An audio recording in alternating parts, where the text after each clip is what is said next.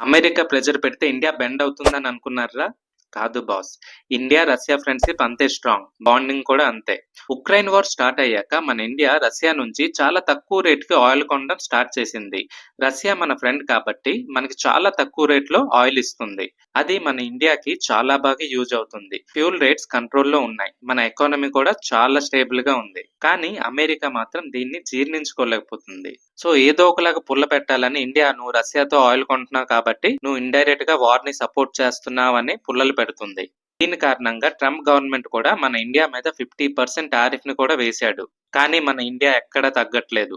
మన India clear గా చెప్పింది our national interest is important అని. ఈ ఆయిల్ కొనడం వల్ల మన పబ్లిక్ కి అండ్ మన ఎకానమీకి లాభం ఉంది కాబట్టి మేము ఎక్కడ తగ్గేదిలే అని చాలా కాన్ఫిడెన్స్ గా చెప్పేసింది. ఇదే రీజన్ కి వరల్డ్ కూడా రెస్పెక్ట్ ఇస్తుంది. సో దీని తర్వాత ఇండియా మీద ఎంత ప్రెజర్ పెట్టినా సరే వీళ్ళు తగ్గడం లేదని ఇప్పుడు స్ట్రాటజీ మాత్రం మార్చేశాడు. రష్యా ఆయిల్ కంపెనీస్ మీద శాంక్షన్స్ పెట్టాడు. నవంబర్ 21 నుంచి అవి స్టార్ట్ అవుతాయంట. కానీ ఇండియా రష్యా ఫ్రెండ్షిప్ తో చాలా ఇయర్స్ నుంచి రిలేషన్ ఉంది. అందుకనే మన రెండు కంట్రీస్ చాలా కామ్ గా ఉన్నాయి. మ్యూచువల్ గా ఇష్యూస్ హ్యాండిల్ చేస్తున్నాయి. కరెంట్ సిచ్యువేషన్ ఏంటంటే కొన్ని డేటాస్ ప్రకారం రష్యా ఇండియాకి పంపిన ఆయిల్ కొంచెం తగ్గింది అంట. కానీ డిస్కౌంట్ రేట్ మాత్రం అలానే కంటిన్యూ అవుతుంది.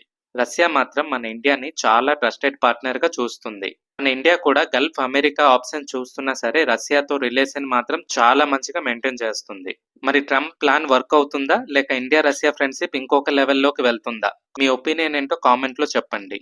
Thanks for watching.